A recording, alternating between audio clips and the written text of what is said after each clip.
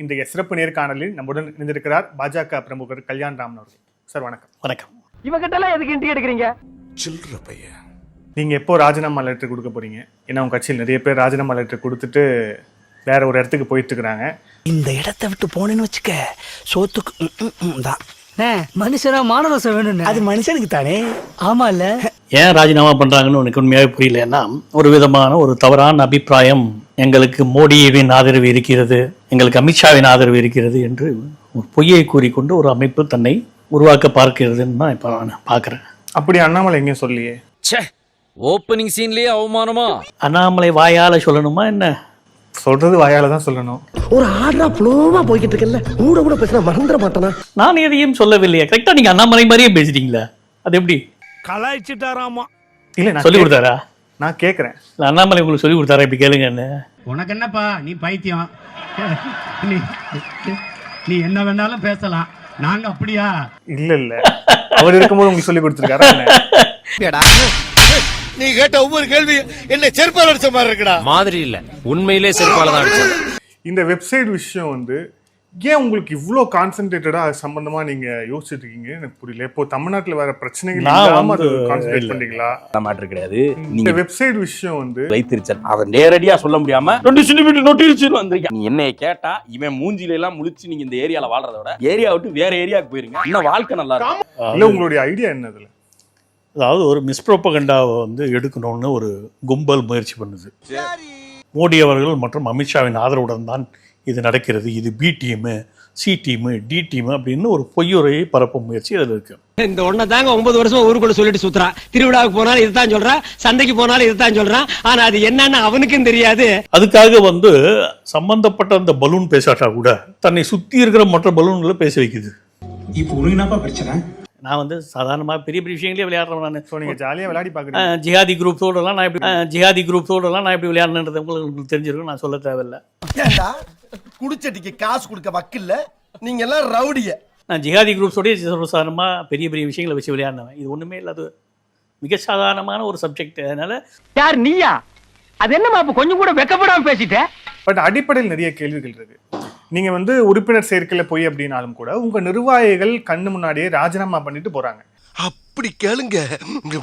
அதுவும் வந்து அவங்க எல்லாம் போறவங்க வந்து ஒரு ஆபீஸ் பேரர் லெவல்ல இருக்க முடியும் கிடையாது. அவங்க எல்லாமே வந்து துணைத் தலைவர் வரைக்கும் வந்து கட்சியில இருந்து போறாங்க அப்படிங்கிறத பாக்குறோம். செய்தி தொடர்பாளர்கள் பிரதமருக்கு மொழிபெயர்ப்பு செய்தவர்கள்னு சொல்லிட்டு அறிக்கை வெளியே விட்டுட்டு போறாங்க அப்படின்னு வந்து பாக்குறோம். எங்களுக்கு இதுக்கு மேல தொடர விருப்பம் இல்லை, வேட்பாளராக நிறுத்தினவர்கள் உட்பட.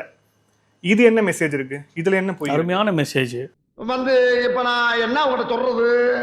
20 வருஷத்துக்கு மேல கட்சியில இருந்தவங்க எந்த நம்ம பேர்லாம் சொல்லுங்க பார்க்கலாம். ஒரு மாவட்ட தலைவர் சொல்றாரு, அப்புறம் சுமந்தி வெங்கடேசன், அதுக்கு முன்னாடி சுமந்தி வெங்கடேசன் எடுத்துக்கோங்க. அவங்க வர்றதுக்கெல்லாம் காரணமானவங்கள நான் ஒருத்தன், அதனால எனக்கு தெரியும். இப்போ போறதுக்கு யார் காரணம்? இப்போ போறதுக்கு யார் காரணம்? சரி, இது ஒரு இல்யூஷன். நம்ம ஒண்ணு கேட்டா நம்மள அசர வைக்கிற மாதிரி ஒரு பதில் சொல்வார் பாரு, அது நமக்கு இங்க புரியாது, வீட்டுக்கு போனா தான் புரியும். இப்போ 2 பழமொழிகள் எனக்கு ஞாபகம் வருது. ஒன்னு வந்து சீச்சி இந்த பழம் புளிக்கும், இன்னொன்னு வந்து ஆட மாட்டாதவன் கூட பத்தாதுன்னா. இந்த பாரு, பல மொழி பேசாதீங்க, இருக்கிற தமிழ் மொழியை ஒழுங்கா பேசுங்க போடா. இல்ல அதை அப்படியே மாத்தி என்ன சொல்றாங்கன்னா, தமிழ்நாட்டுல லெட்டர் பேடு கட்சியாக இருந்த பாஜகவை திராவிட கட்சிகளுக்கு இணையாக பேசுபொருளாக மாற்றியவர் அண்ணாமலை. அவர் மாநில தலைவரா இருக்கும்போது எவன் சொல்றது? சொல்பவன் எவன்? அவன் தில் தான் உட்கார வைக்கும், இன்டர்வியூல டிபேட்ல உட்கார வைப்பான். என்ன கோபப்படுத்தணும்ன்ற ஒரே நோக்கத்துல கேள்வி கேட்கறியா? என் நோக்கம் அது இல்லைங்க, மக்கள் உண்மையை தெரிஞ்சுக்கணும். கொஞ்சம் பாருங்க. உங்களுக்கு எல்லாம் வைத்திருச்சல். என்னடா ஒருத்தன் 3 வருஷத்துல இவ்வளவு பெரிய உயரம் தோறானே, இவ்வளவு பெரிய ரீச் கிடைக்குது, தமிழ்நாடு முழுக்க தெரிஞ்சு வரணும். இன்னைக்கு கட்சி நடத்தி கொண்டிருக்கக்கூடிய பாதி தலைவர்களுடைய பேரும் பாதி கட்சிகளுடைய பேரும் தமிழ்நாட்டில் யாருக்கும் தெரியாது. ஆனா பாஜகங்கிற பேரும் அண்ணாமலைங்கிற பேரும் தமிழ்நாட்டுல மூளை முடுக்கெல்லாம் தெரியும்.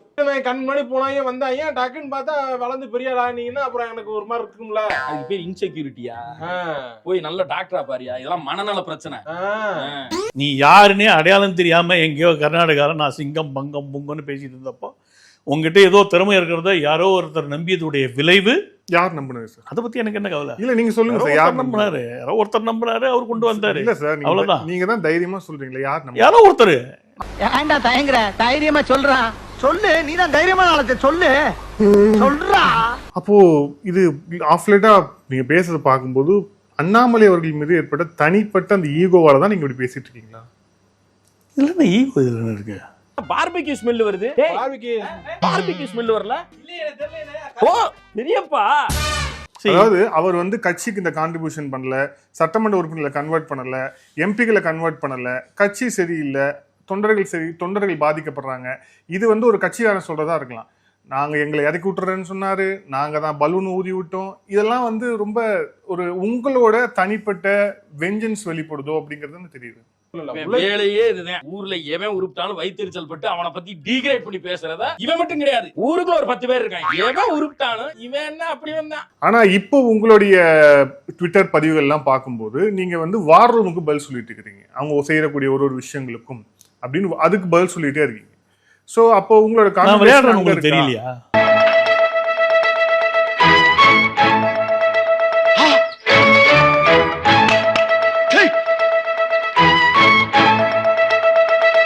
நான் ஜாலியா விளையாடுறேன்னு தெரியல உங்களுக்கு? சார் எங்களெல்லாம் பார்த்தா எப்படி சார் இருக்கு? நீங்க விளையாடிட்டே இருப்பீங்க, நல்லா எது சீரியஸ்னஸ்? நீங்க அதை சீரியஸா எடுத்துக்கிட்டீங்கன்னா அது நான் பொறுப்பா? இதெல்லாம் என்ன பேச்சு இது? ரொம்ப ஒரு அந்த மாதிரி வார்த்தை சொல்லக்கூடாது, பொம்பளை பேசுற பேச்சு மாதிரி இருக்கு இதெல்லாம். அப்போ நீங்க போற எதுவுமே சீரியஸா எடுத்துக்க தேவையில்லையா? எதுவுமே அப்படிதான். இந்த வார் ரூம் வந்து இது ஒரு கலை கூத்தாடி கும்பல். ஓகே, கோமாளிகள் கூட்டம். உங்களுடைய தமிழ்ல சொல்றதுன்னா, உங்க மாதிரி சின்ன பசங்களுடைய தமிழ்ல சொல்றதுன்னா ஜோக்கர் கும்பல். இது என்ன, இந்த ஜோக்கர் கும்பலோட கொஞ்சம் விளையாடி பார்க்கணும், சீண்டி விட்டு. எனக்கு கிடைக்காத சந்தோஷம் இந்த உலகத்துல வேற யாருக்குமே கிடைக்க கூடாது. அதுதான்டா இந்த சூனாசாமியோட கேரக்டர்.